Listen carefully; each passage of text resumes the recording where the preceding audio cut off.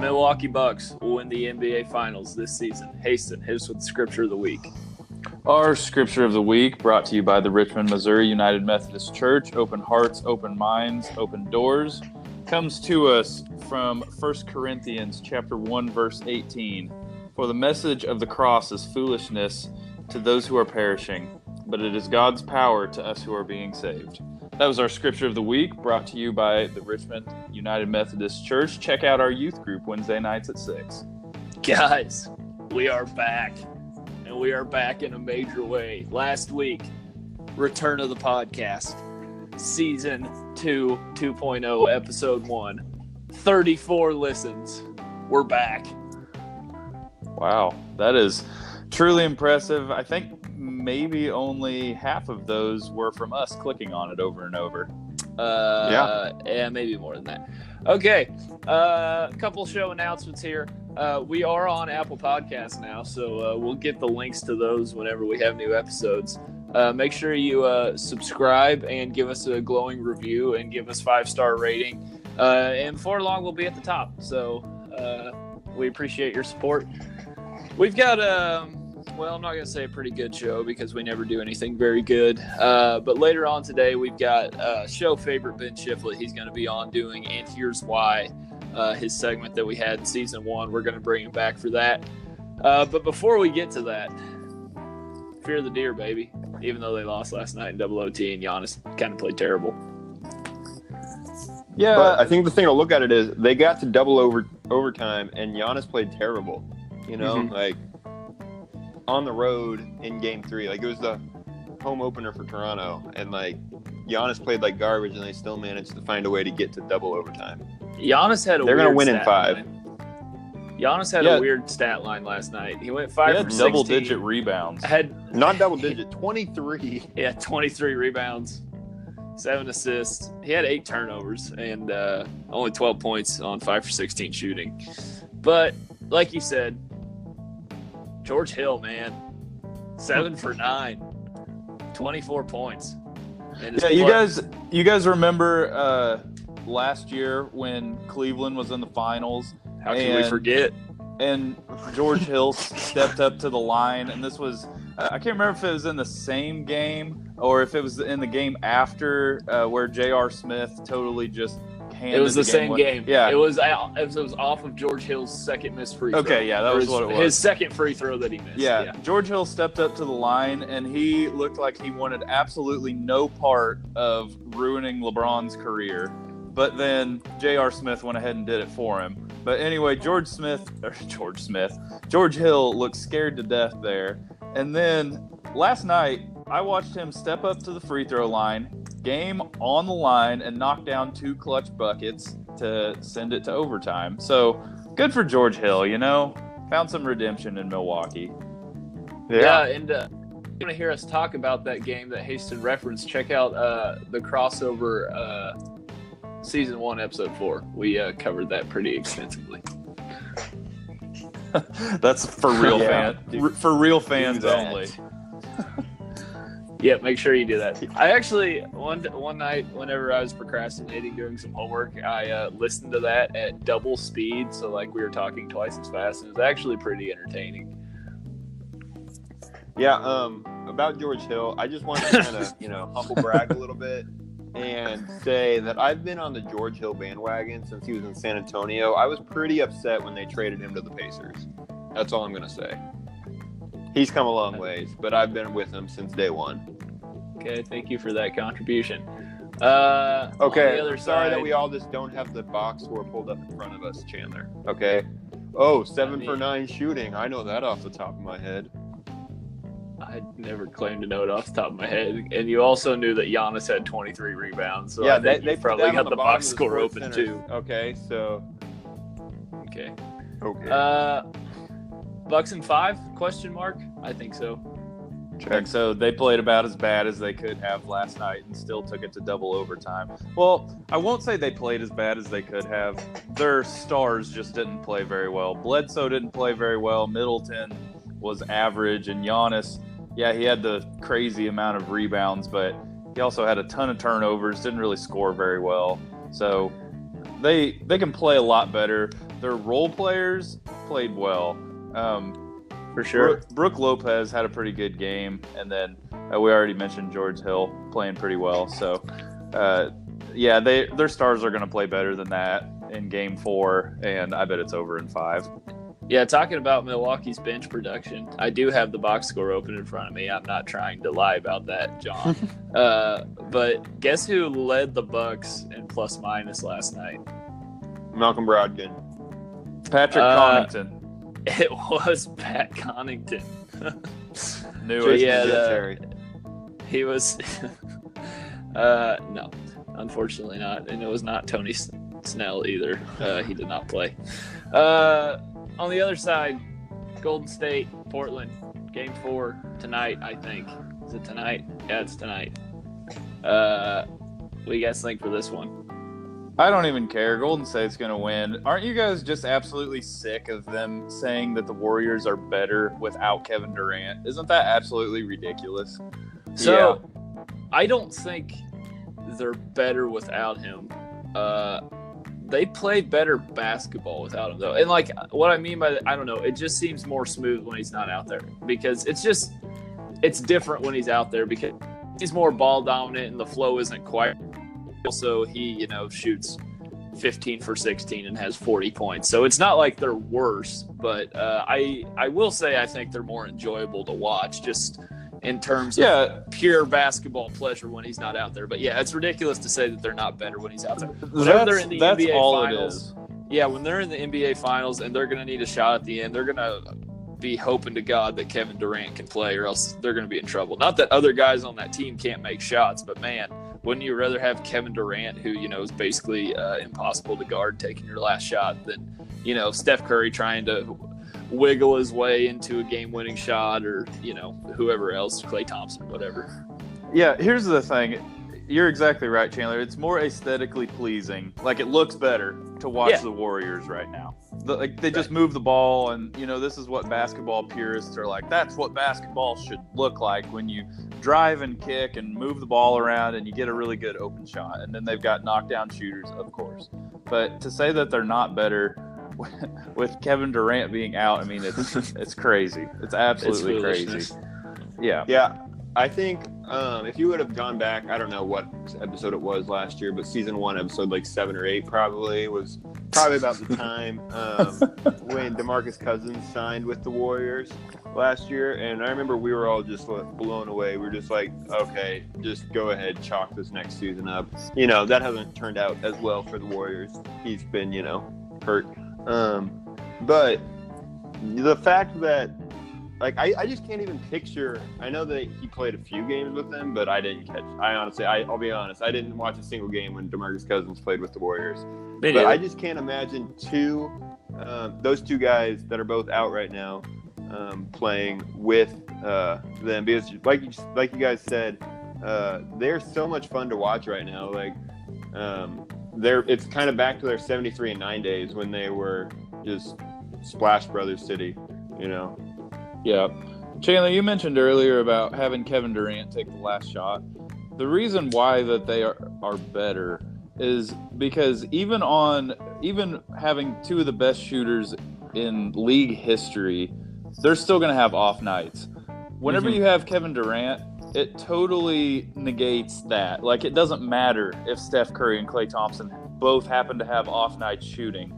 Because we've seen on those nights, sometimes the Warriors get blown out by 15 or 20 points at the end of a game. If they just both go a night like that, with Kevin Durant, they're probably still going to win, even on their worst shooting nights. They're basically invincible. Yeah, absolutely. All right, well, we'll go ahead and table basketball talk until next week. I'm sure there'll be plenty to talk about by then. We'll be probably, I would assume, the finals matchups will be set by then. So we'll go ahead and talk some exactly what we did last week, and it's what we're going to probably do from here on out when we're talking about baseball.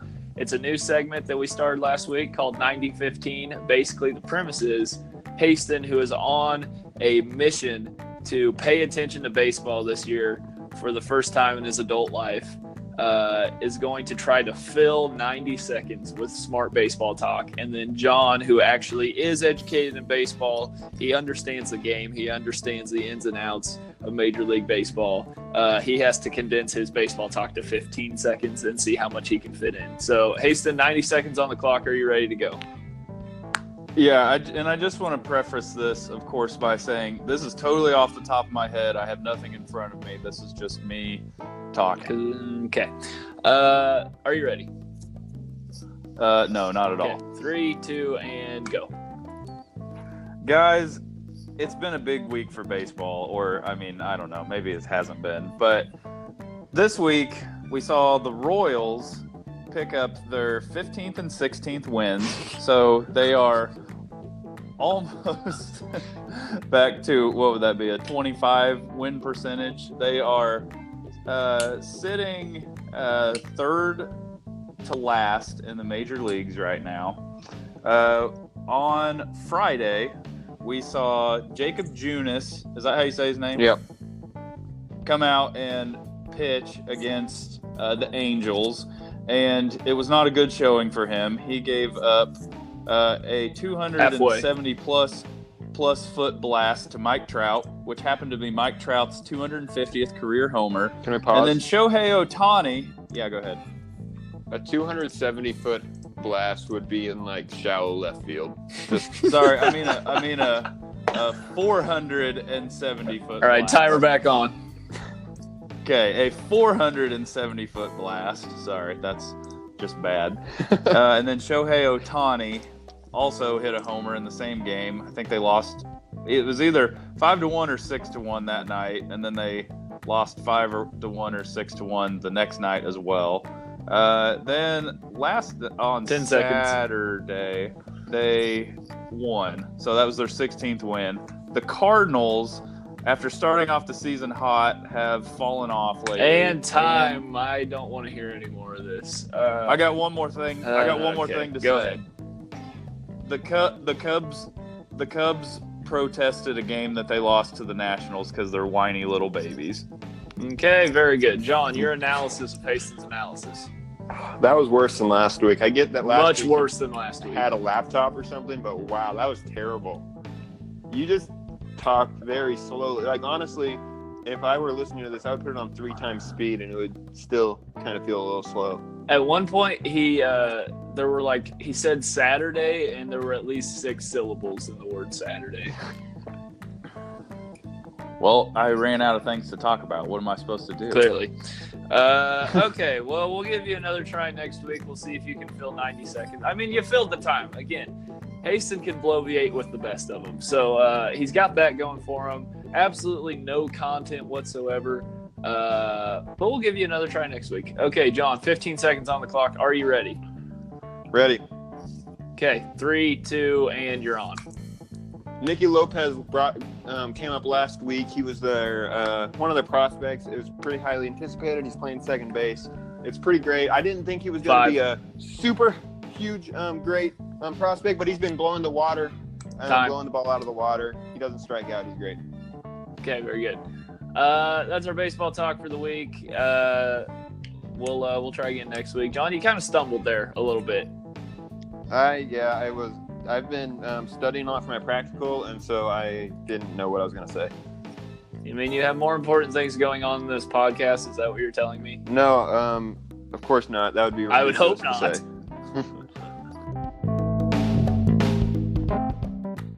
I got one more Okay, thing to go say. ahead. The Cubs.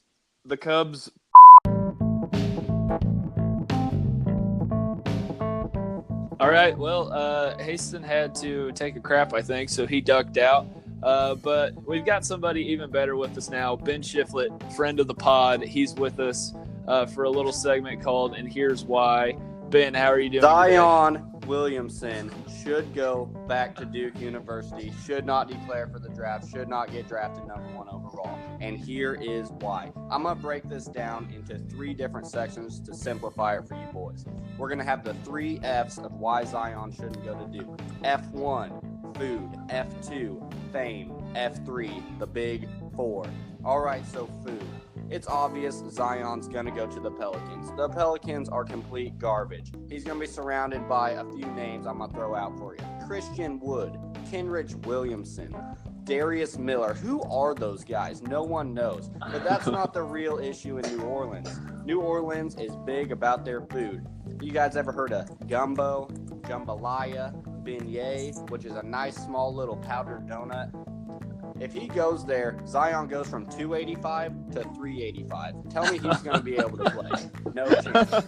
If Zion goes back to Duke, Duke college meals consist of Easy Mac, ramen, and the occasional Spam sandwich. He's going to cut that weight in half, probably go to a 2-guard. I don't think you know that. That's a fact. I've done the research. Yeah, I bet he's making more money than like any of the three of us combined. Thank you, John. That goes right into my next note. The fame. Zion has some unfinished business at Duke after losing to Michigan State. He needs to go back and get that title. But also, rumor has it, college athletes are now getting paid for their namesakes. And who is the most famous college athlete of all time besides Grayson Allen? It's Zion. Christian Laettner. Okay, that's fair. Zion's going to be getting paid a lot of money. So we're going to go past the fame and get right into the big four. And here's where I want to hit the hardest. I'm going to just throw out a name, mentioned him earlier, Grayson Allen. God bless his holy name. He waited 4 years, the big four, to be drafted, and look at where he is now. If Zion follows in his footsteps, waits the 4 years, still gets drafted, then he's going to have a career as great as Grayson Allen's is going to be. Are you done? Yeah, I'm just going to finish with that. Actually, I just want to go back to the Grayson Allen point. I want to give a big shout out. April 11th, 2019, Los Angeles Clippers. Utah Jazz was playing them. Grayson Allen, 40 points in 41 minutes. Can you guys tell me who also dropped 40 points their rookie year? Just a couple names. Don't worry, I'll tell you. Hakeem Olajuwon, LeBron James, Allen Iverson, Larry Bird, Kareem, Michael Jordan, David Robinson. The list goes on. Grayson Allen is in that. Thank you. How long is that list? Like 12 people, I think. That's not a fact. Don't look it up. Huh. I don't even know what. I don't know what to say either. I do have a few things. First of all, you said Zion should not declare for the draft. He's already done that. That's you threw out some Pelicans players that aren't very good. He would also be playing with Anthony Davis. Who's that? Okay, this is what we're gonna do. There is something there to what you said, though, actually, about him staying for 4 years. Here's the thing that I'm thinking about. Who knows what Zion Williamson's NBA career is going to be? It's probably going to be very good. But obviously the odds of him becoming the next LeBron James, like everybody thinks, is pretty slim.